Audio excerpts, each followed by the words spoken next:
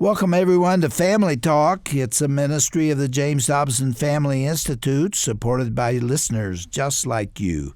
I'm Dr. James Dobson, and I'm thrilled that you've joined us.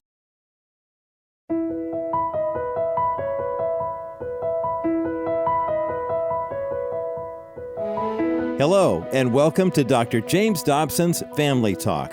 I'm Roger Marsh, thanking you so much for joining us, and thanking you for making us a part of your day. Well, today here on Family Talk, you are in for a real treat. You're about to hear a very compelling presentation from today's guest speaker, Charlie Kirk.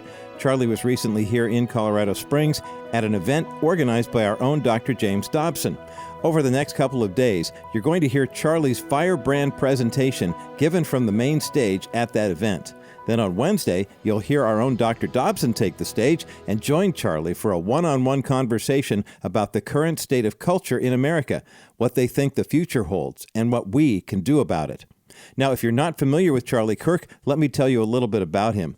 He is the founder and president of Turning Point USA, which is a national student movement organization that empowers teens and young adults to embrace conservative ideals. Charlie hosts a daily national radio talk show called The Charlie Kirk Show, and the podcast version has over 120 million downloads this year alone. Additionally, Charlie also produces a radio program centered on Christian issues called Saving America with Charlie Kirk. That broadcast is simulcast on Real America's Voice television news network. Charlie Kirk is a best-selling author. He's a columnist for Newsweek and The Hill and a frequent contributor at Fox News.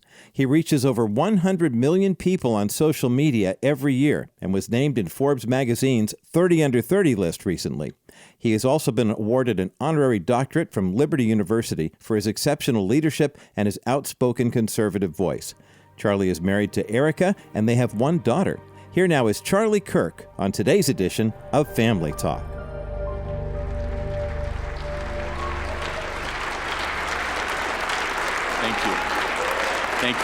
Thank you, everybody. Thank you. It's always very intimidating to get the standing ovation before the speech, so it's very hard to live up to that. Honored to be here. Dr. Dobson, thank you. I made a special effort to be here. I've been following you for years, and you've made a huge impact on my life. My mom would always play Dr. Dobson's radio program on Moody Radio in Chicago, and again, just made a huge impact on the way I thought about things and my socially conservative values, and speaking out on the issues of life and family and marriage when it really mattered most. So it's an honor to be here, truly. Thank you. And thank you for your leadership over the many decades. It's awesome. Thank you. There's a lot of friends I want to point out tonight as well, and you know, it's really fitting. We're talking about the American family here tonight. I got married a year and a half ago, and we have an 8-week-old at home, and the real hero is my wife that let me come tonight, but that should be a compliment to you, Dr. Dobson, because she said, you're going to go do that speech because of, if there's any person that really we want to honor and participate and fight alongside, it's Dr. Dobson and this wonderful group and this organization. So I want to talk about a couple things tonight. I want to talk about the worst prediction I've ever made and what I learned about that, and how I think this room can change the country within a year. I think this room, if every single person in this room made a very simple commitment and agreed upon kind of a plan of action, it's not going to take a huge plan or a business plan, just a couple of courses of action, I think the country could take a very serious, very significant turn for the better. So the worst prediction I ever made. So I do a podcast. We're blessed. It's one of the top podcasts out there. At least once a week, we're talking about the gospel, bringing people to the Lord, specifically young people. Over 120 million people listened to our podcast last year. That doesn't count radio. It doesn't count all of that. And so I was doing a podcast right as the Fauci virus started to spread across our country. And I made a prediction. Now, mind you, I gave my life to the Lord in 5th grade at Christian Heritage Academy in the suburbs of Chicago. Most important decision I ever made in my life. School founded by the great Wayne Grudem. Every year as I got older, my commitment to the Lord meant more and more. It grew in understanding and beauty, and I wanted to continue to spread the gospel. And I'm sure a lot of you could resonate with that, where you gave your life to the Lord. That was just the beginning of your journey to really understand what that means, what grace really is and how that impacts your life. And so I've always been a Christian. I've always spoken out out about these things, more and more so in recent years, but I was never in the Christian world, okay? I'd only spoke at a church or two before the pandemic. I knew a couple pastors here and there, but I had some assumptions about American Christianity. So here I am, I do this, podcast, and you guys can look it up. It's one of the great failures ever in American podcasting, okay? Where I say and I proclaim that the American church loves liberty, that they won't put up with these lockdowns, that the American church won't allow Easter or Pentecost to be stolen from them, that the American church won't put up with some local mayor to come in and enforce mask mandates. And I do this long podcast because I thought the American church was ready for battle. And then all of a sudden I looked around and I said, what's going on? Why is it that the church is cowering in fear and listening, and they're quoting Romans 13, they don't even know what it means. And like, well, we have to submit to all leaders in authority. And I think to myself, wait a second, who's in authority in America? Who's the sovereign? Is it the mayor or the governor or a congressman, or is it we the people? And it's that the mayor should be submitting to us and that we don't submit to some sort of government authority. What are we doing here exactly? And so it was a very quick learning lesson for me. And so then I started to reach out to some amazing pastors. Some of you know them. Pastor Jack Hibbs had me speak at his church, and Pastor Rob McCoy.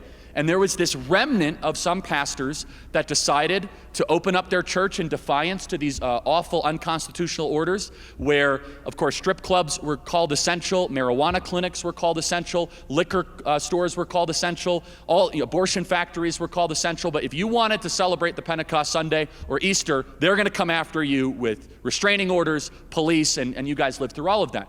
And I just looked in awe at how ill-equipped the American church was for that moment. But there were some great pastors. I started to speak at churches across the country, spoke at over 100 churches in the span of a year and a half, and I learned a lot about American Christianity, about where the church was and what was needed. And because I had a different perspective, because here I am, a political guy who is a Christian, coming into the church with fresh eyes, kind of being like, what are you guys doing? Like, you have no idea what you're entertaining and the ideas that you guys are now letting in. And then, of course, not as if there wasn't enough going on in the year 2020, Floyd-a-Palooza happened, right? Where we decided to burn our entire civilization around a complete lie from the enemy that somehow America is systemically racist. It's the opposite. We're the least racist nation ever to exist in the history of the world, period. And I started to see pastor after pastor after pastor all of a sudden take knees for atoning for their institutional racism. Or they're saying like, well, we need to use critical theory as a way to analyze theology.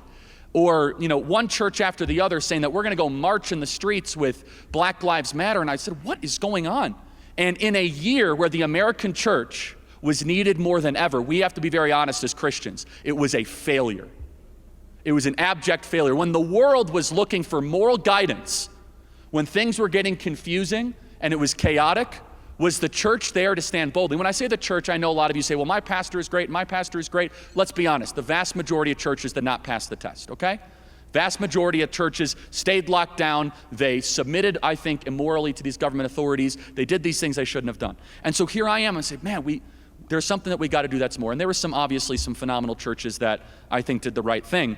And what I learned throughout all of that, and I think some of you agreed, is that we saw in real time what Dr. Dobson has warned for decades, and what many others warned, is that if the American church does not rise up and does not stand up, the country falls apart very quickly. And American Christianity has had it so good for 40 years, worrying about budgets and baptisms and buildings, worried about tithes and offerings, and praise God for all that stuff. But I think it was a reckoning moment where he said, well, the civilization itself that we are inheritors from actually very well might crumble and fall apart if we do not take bold and courageous stands. I'm Roger Marsh, and you're listening to Family Talk. Today's guest speaker is Charlie Kirk. Charlie has a passion for politics and also for educating young people. He's the founder and president of Turning Point USA, which is a national student movement organization. He has been sharing motivating words about why our country is great and the significance of preparing our younger generations to carry our nation into the future. Let's go back now to Charlie's presentation as it continues here on today's edition of Family Talk.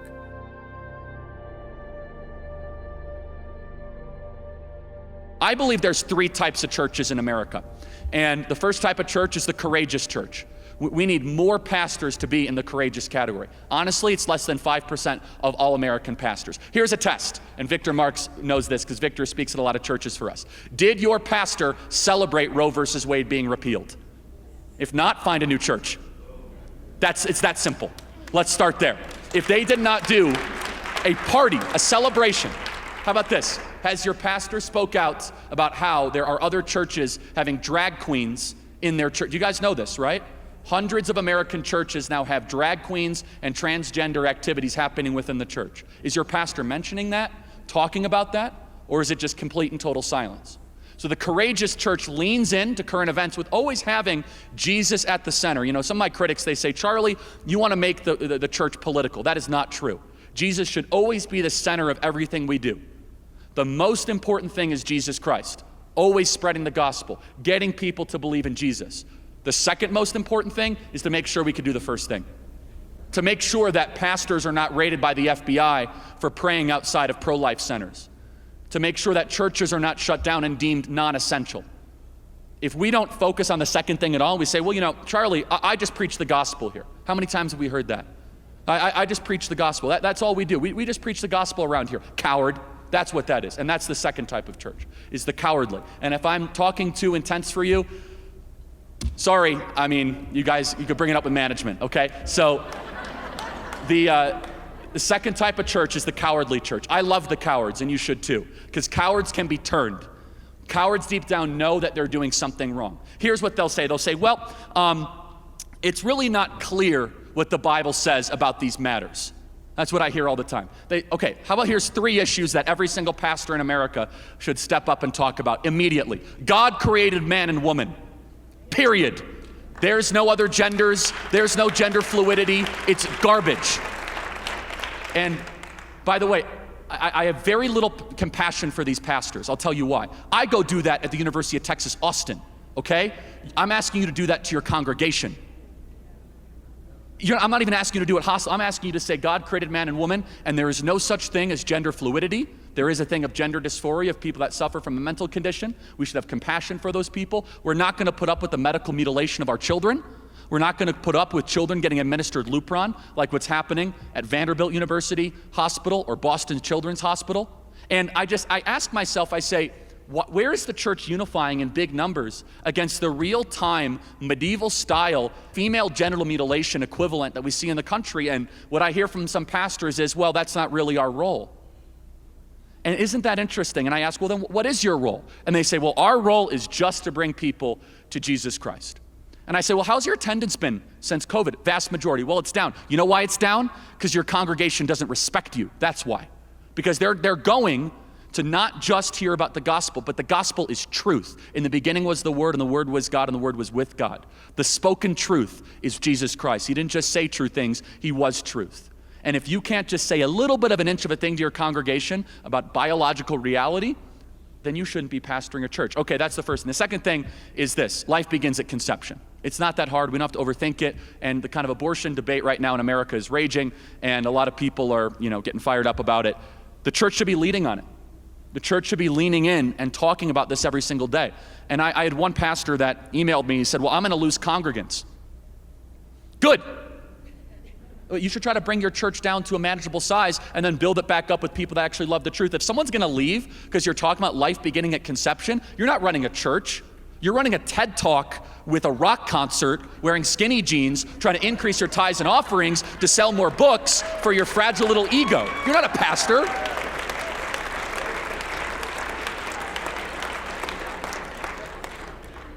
All of us in this room can make a big impact with the cowards, because the cowards need direct truth told gracefully. They could be brought into that courageous position. I've seen it. Barry McGuire could tell you. We've seen it with some pastors that were in the middle. Mike Ingram has seen it. Pastors that were, I don't know if I want to talk about, but courage begets courage. And this is not the reason to do it. But I have yet to find a church in America, from Jack Hibbs to Steve Smotherman to Luke and Angel Barnett to Ken Graves to Gary Hamrick to pastors in every corner, that has taken a stance on these issues. And I think the Lord is sending us a clear message for anyone that will watch. Increase tithes, increase offerings, increase attendance. He is increasing the harvest for the upcoming battle of the churches that are leaning in. The churches that have backed away and gone wokey, they're not, all of a sudden they're cutting back on staff, they're closing doors. And so I think that's a message. The final type of church is the complicit church, and these churches need to be rebuked.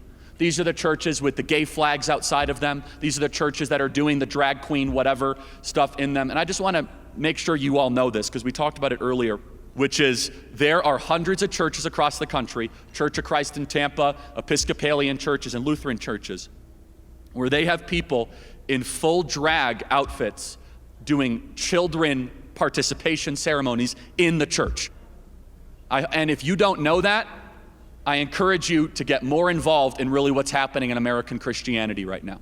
They're teaching it in seminaries, they're teaching it all across the country. Now, hundreds of churches, that's not a minority, that's growing very quickly. And so even that though, we have lots of pastors saying that we need to embrace these sort of homosexual ideas and this transgender agenda, and then they're the ones that flew the BLM flag during the entire deal. And these churches need to be rebuked. They need to be called out, they need to be corrected, and we need to challenge them repeatedly. Now, I've heard from a lot of people, and they say, Charlie, I don't really appreciate at times the tone that you bring to this conversation. And, I'm sorry, a kid's private parts is getting chopped off in an operating room, and you don't like my tone? Sorry, pal, okay, I'll improve that when kids aren't getting medically mutilated every single day in hospital rooms. My tone is the problem? Anyway, so let me try to improve the tone, okay? Let me say this, which is, for doing this for 10 years, this woke ideology will destroy every ministry that you support. I cannot tell you how dangerous this virus is, and I do not mean COVID. I mean critical theory, which comes from the postmodern ideology that I believe is a concoction of Lucifer, Satan, and the enemy. I'm telling you right now, you go read One Dimensional Man. Go read Herbert Marcuse. If you don't know who he is, I encourage you to go just do a little bit of study. We talk about it on our podcast all the time. There was a series of thinkers, I believe satanically inspired philosophers in the 1960s that came from the Frankfurt School. Jacques Derrida, Michel Foucault. These people that came, and their core argument is everything that we should call out and understand that it's actually not political, it's biblical. Their core argument is this: everyone knows their own truth. That's it. There is no truth. You can determine it for yourself. That is their entire political movement. And I think back to the scriptures where it says, men did whatever was right in their own eyes. And woe to those who called good evil and evil good. It's happening right now. And so for the pastors that are on the sideline, the question is, if there was not a more important time just to talk about, is there truth in the world? That's really the conversation, because when I go to university at UC Berkeley, as we were talking earlier, I set up an entire table and I talk for hours to these kids. Victor was there when we did it, actually. He'll attest to it. I'll talk to hours for these kids and hear what they have to say. And you know what the common denominator is? Yeah, okay, they're pro-abortion and pro-trans and marijuana and all that stuff. No. That's all superficial. You know the core of it? They do not believe the two things we believe here tonight: that there is a God and you are not him. They reject both.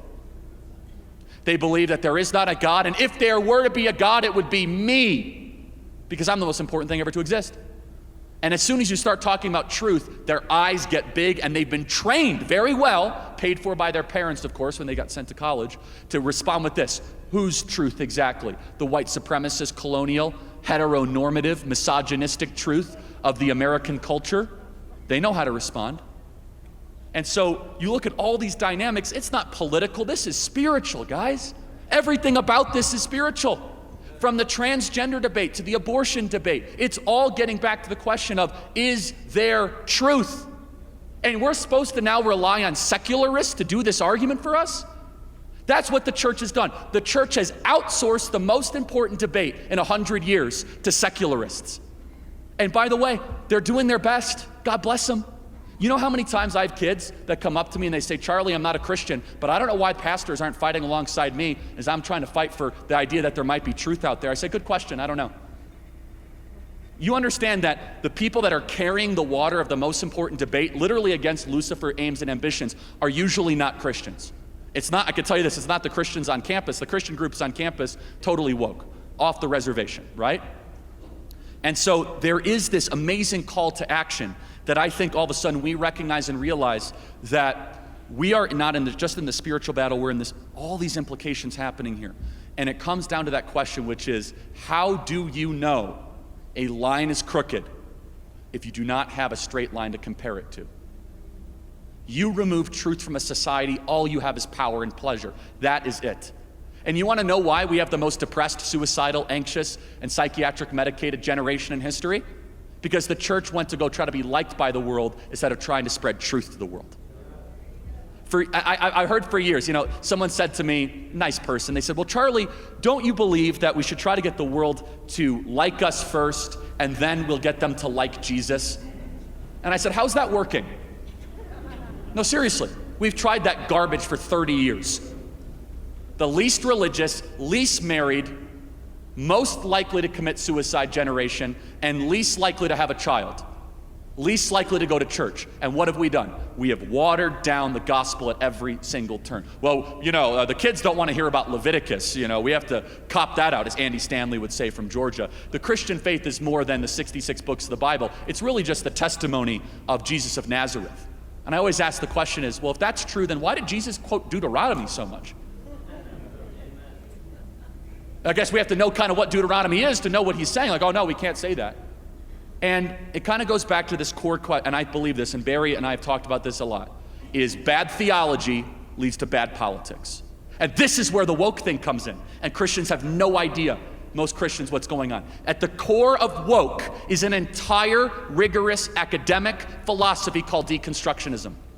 If you've never heard of deconstructionism, you have got to put on the full armor of God and get into the arena, folks, because you are not in the arena. Deconstructionism, there are libraries dedicated to it. You know what it is? Training young people to pick apart anything that you think is true. They train them on it. There are entire volumes of training manuals to get young people to believe, oh, you believe the nuclear family is good? Let's try to deconstruct that. And it gets down to the elemental thing where you have an entire generation questioning their very existence. When I ask an average college audience, do you think that there is goodness, truth, and beauty in the world? They say, it's nothing but your opinion. Now, they actually don't even believe that if you actually have a chance to have a conversation with them. But what an amazing trick of the enemy, isn't it? And this is the same sort of spiritual game the enemy does over and over again. So here's how I see it playing out. This is phase one. Get the church totally confused, divided, complicit, complacent, and then a true authoritarian, tyrannical dictator can come in. And it would make the 20th century look like child's play. And so, we go through all these different sorts of dynamics, and the call to action, and we could, keep on talking about this, is really we need to challenge a lot of these cowardly churches, and especially the complicit ones, to be courageous again.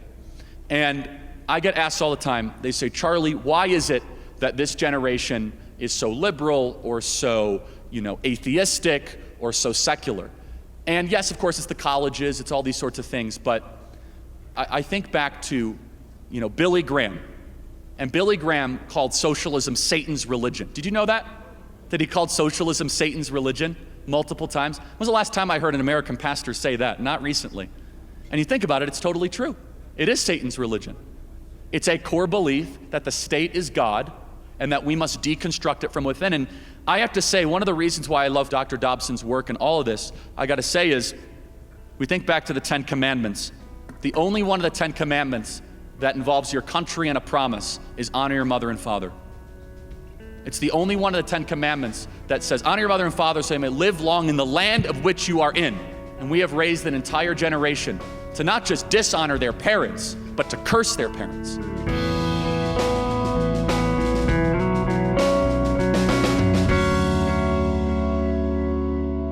Empowering our youth will set the future up for success.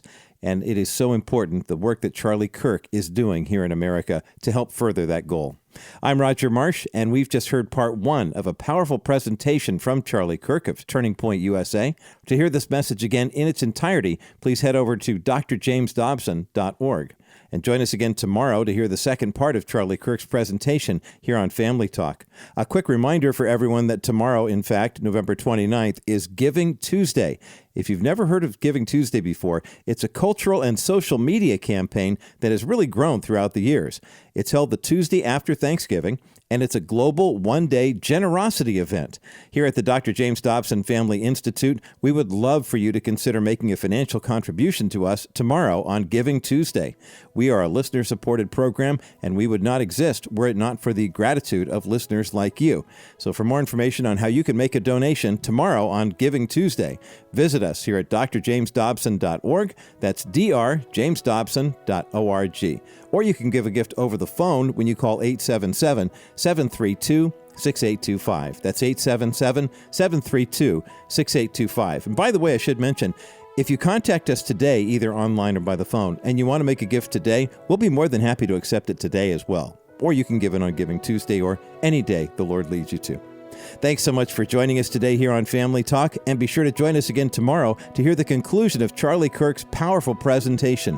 Till then, I'm Roger Marsh. Thanks so much for listening to Dr. James Dobson's Family Talk. This has been a presentation of the Dr. James Dobson Family Institute.